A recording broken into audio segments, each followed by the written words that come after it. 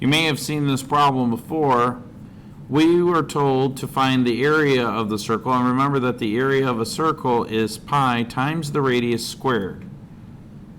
All right, well, the radius is 10 centimeters.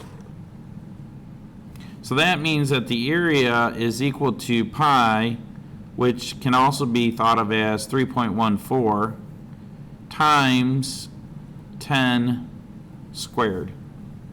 Now, for some reason, some of you guys have this habit of multiplying this number by this and then squaring it, but in reality, according to Please Excuse My Dear Aunt Sally PEMDAS, we have to know that we're going to do the exponents first. In other words, P stands for parentheses, but there's no work to be done inside either side of the parentheses.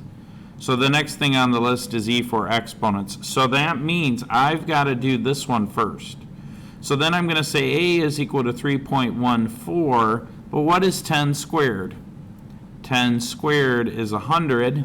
10 times 10 is 100. All right, well, what's 3.14 times 100? 314. And it's centimeters squared. I probably should have wrote that in there. But we can't forget our units.